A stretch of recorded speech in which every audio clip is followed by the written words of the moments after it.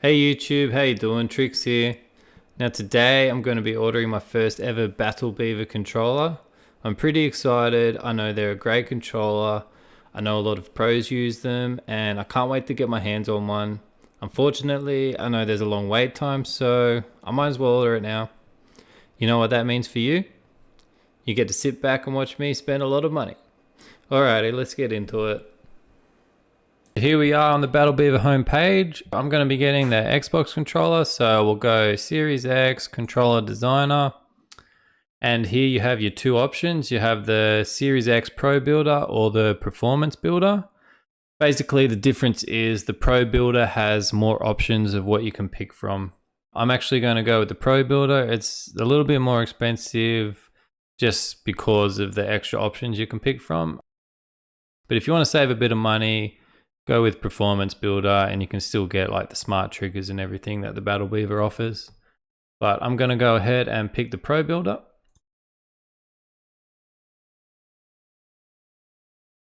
Back buttons and paddles, I don't really use them too much. Halo Infinite is the first game where I ever have used them. And the way I've got it set up at the moment is my back right will be to ping and the back left will be to drop weapons. So, you know, the 1-2 with the main glass switch to the BR. So I'm going to stick with that configuration and I'll go with the two buttons. And I'll quickly show you the placement diagram. So like I said, because I do claw, that means the finger that I will be using to press the button on the back, it'll be my ring finger. Whereas if you don't claw, I'm sure it might be either your ring finger and your middle finger. But for me, my middle finger will be on the triggers up here. And because of that, it'll mean my ring finger will be sitting a little bit higher position than the person who doesn't claw. So I was looking at going high or extra high, but I just feel like it'll be getting in the way. So I'm not going to go with standard. I'm just going to go with the medium placement left and right for the buttons.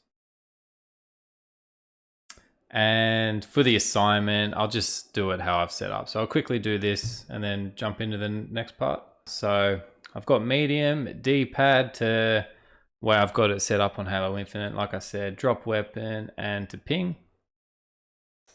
And for the remap chip, I'm going to add this in just in case, you know, what if I get it wrong right now and the D-pad is actually the wrong position. I just got it mixed up as I was ordering this. But also later down the track, or maybe even if I want to switch games, you know, I'm going to be spending a lot of money on this. I don't want it to be stuck on a static button where I'm regretting not being able to change it to a different button. I know in Halo you can change it in game, but it could be other games where I might need to utilize a different button. And if I go to the rear button type, you got standard or quiet and soft. Really, all it is how loud it is when you click the button on the back. So I am actually going to go with the quiet option. It's an extra $5.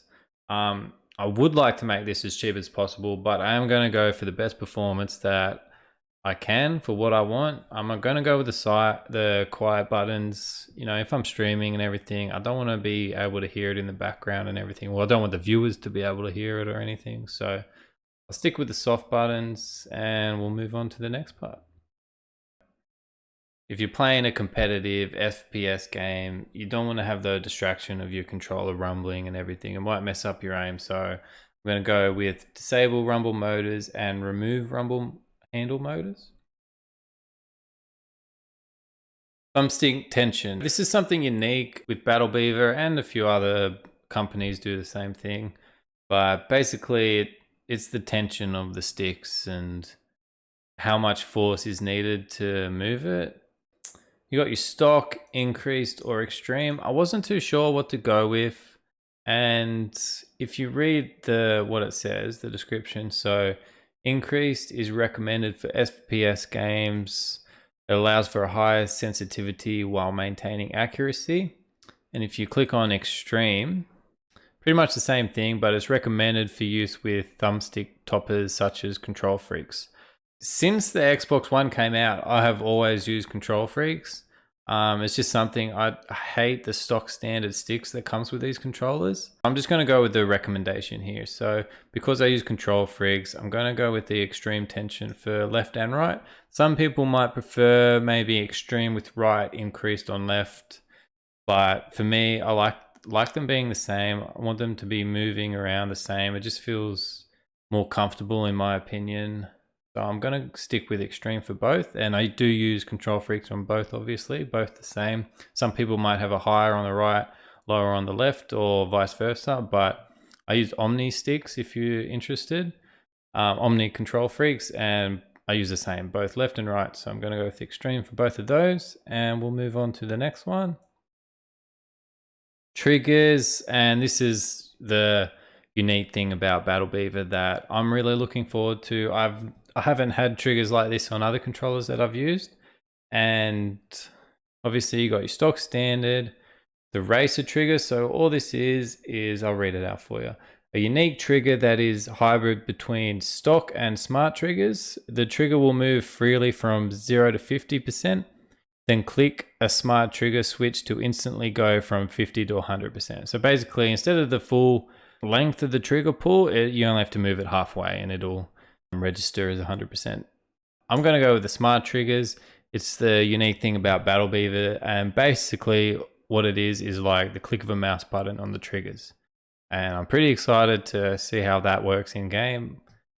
Permanently and internally converts linear trigger into a button. So removes the progressive ramp up and has the shortest and lightest trigger pull available. Works for most games. Smart triggers, left and right.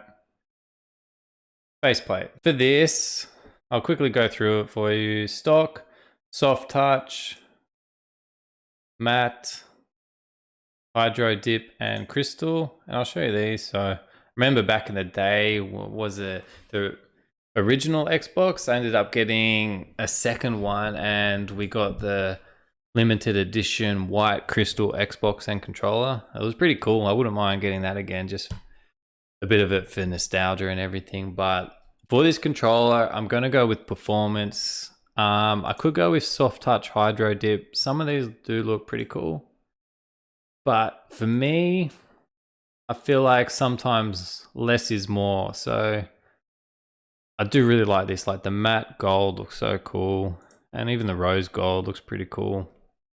But I am going to go with the soft touch. So if it had a soft touch gold, I'd be going with that for sure. In terms of color, I like plain and simple. I do like colors and everything, especially this red one does look really cool. But for me, I feel like I'll get over it eventually. I like more neutral colors, black or white. You know, every other controller I have is black. I haven't really had the option to pick from the faceplate or anything, but I'm real keen on white at the moment. So I'm going to go with white for the faceplate. I just bought a new car and I went with white for that as well as my old car was white. So maybe it's just me, but I'm going to go with the white controller as well.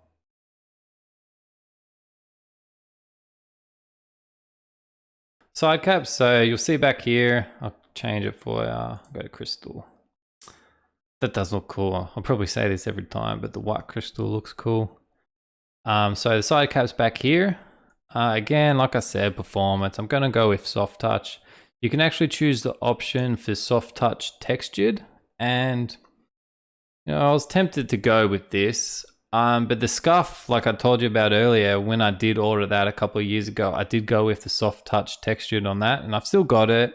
I went and had a look at it and like a feel and everything, and it's good. The grip is good, but in my opinion, the actual feel of it, it feels a little bit like wet and sticky. I know it sounds silly, but comparing that to just a soft touch, like I just feel soft touch is a little bit more comfortable on the hands to hold, especially if you're going to be holding this for hours on end. Like I said, I've got the textured at the moment, and I've got other controllers that are soft touch, and I'm more comfortable with the soft touch. So it's personal opinion. I'm going to go with soft touch for that. Black again. I'm going to go with the black and white theme. And for the rear shell cap, it's just this, you know, the bulk of it back here. I'll show you again just to see what it looks like. The crystal.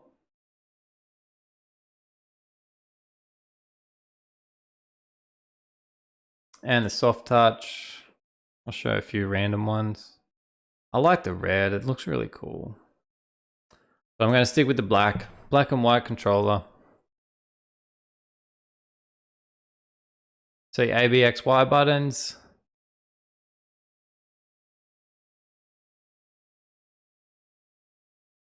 Now I wouldn't mind that, the black buttons, but at the end of the day, look at it, look at the price.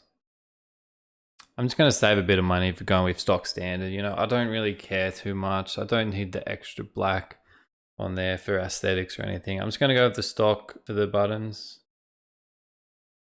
D-pad, I don't use it enough to warrant going soft touch or crystal or anything. I'm just going to go keep the price a little bit lower, I guess. Every little bit counts.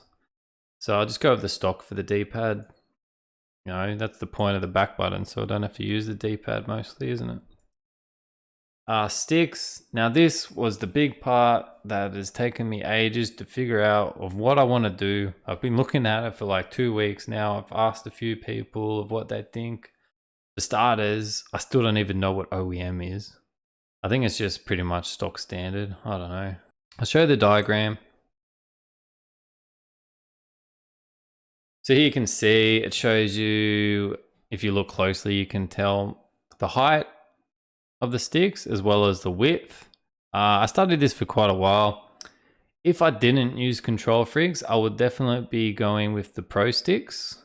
Pretty much that's what I use my Control Freaks for. It's a tiny bit higher, but it's wider, more room for your thumb and everything. But the issue with that is I'm worried that my Control Freaks won't actually fit on top of it if I do go with the Pro sticks. And with keeping that in mind, I was worried about which out of all of these would be the best option. I know I've got like the Elite controller, it's interchangeable and everything. So I was contemplating going with these ones. But after reading into it, I think I'm going to be a little bit different and go with the aluminium. Now, reason is it's the same shape and size as the stock, but it's a little bit more premium. And if you read the description, it actually says because it's heavier, it returns to the center a little bit quicker. So maybe it might be a little bit more responsive. It might be a little bit more premium. I don't know, but I really just want to go with the safer option to make sure my Control Freaks will fit on top of it. I don't want to screw myself over and getting something that doesn't fit, not comfortable with. So it's a little bit more premium than stock and it'll fit the Control Freak. So I'm going to go with aluminium.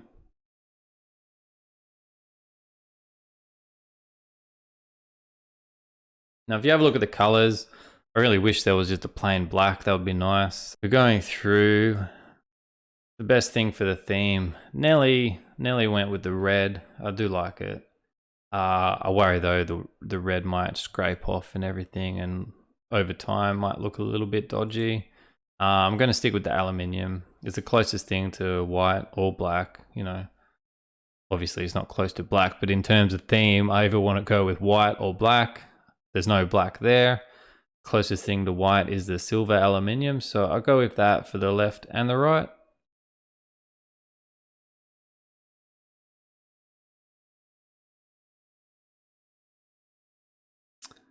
Triggers, flip it over. I was going to go with the black. I had a look at my Elite controller and you'll actually see if you've looked at one, have one. The triggers and the bumpers are actually like a gray color, whereas the rest of the faceplate and everything is black. And it does look kind of nice, so I kind of imagined, what if I picked the bumper and the triggers being a white instead of a black? And I think it might be pretty cool. It might be a bit unique. So I'm actually going to go, again, performance. I want to go with the soft touch. I want to go with white. You might worry if it's going to get dirty. I'm okay with that. I'm always good at keeping this stuff clean. So I'm pretty happy with the white. I think it looks cool. So I'll go with white for the triggers. And like I said, the bumpers. Soft touch. I'll quickly show you these colors. That's pretty cool. I do like that. Maybe a different theme. Maybe if the theme you go with, you might pick something like this. It does look very cool. You can pick some cool themes with that. But like I said, I'm going to pick with the black and white. I think it looks pristine. So white bumpers, white triggers, soft touch, and then we'll go into the LED. I was always saying, like, you know, maybe it's silly, but I thought the stock standard, it's symmetrical, it looks clean, it looks cool. But I actually changed my mind. I am going to go with the Battle Beaver. It's my Battle Beaver controller. I might as well represent the logo. You know, it's pretty cool as it is anyway. I was going to pay a little bit more for the multicolored LED, but at the end of the day, it's not worth it in my opinion. Or I don't really want to pay that extra money. Like, look at the price difference. It's not much, but like I said earlier, every little bit counts. I'm just going to stick with the white. Even the white fits with the theme I'm going for. So white Battle Beaver. Rear button caps is just the buttons on the back. So you got your standard, you can pick your colors, but I'm actually going to go with the Beaver tail. The Beaver tail, like it says, it's a larger textured surface, provides more grip and comfort. I'm getting this controller for performance. The Beaver tail is the better button, so I'm going to go with that one.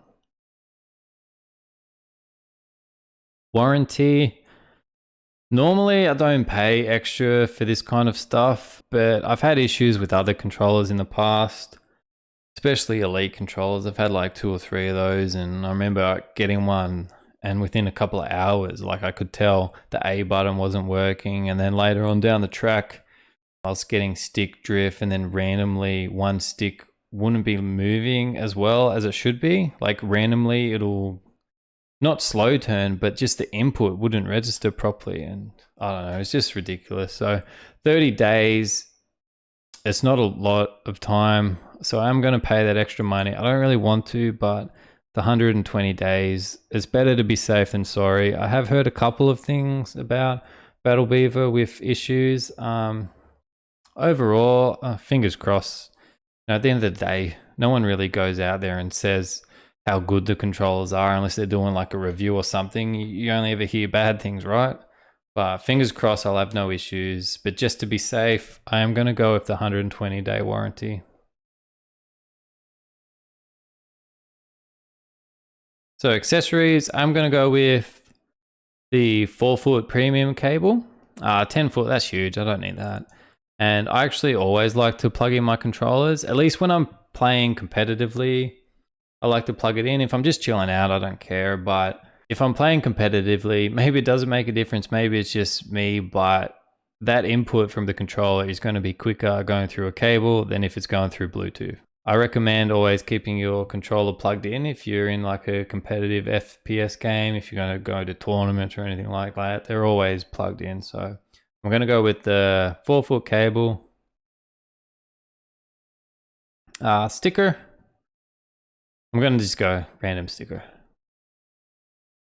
Not going to put it on my car or anything, so I'll go with the BBC sticker. Packaging type. So really what this is saying is, do you want this case, or do you not want it?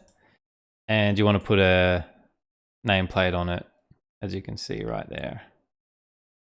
I'll go with the case. I'm not going to bother with a nameplate, like, it's just extra money I'm not interested in spending. Build notes.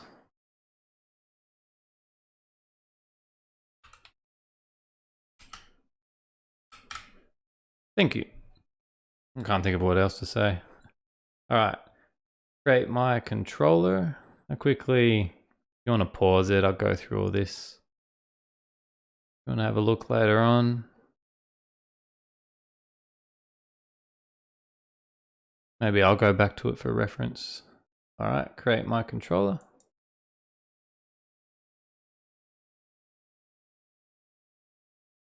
And again, it's pretty much the same page. A little bit more money than I was hoping for, but it is what it is.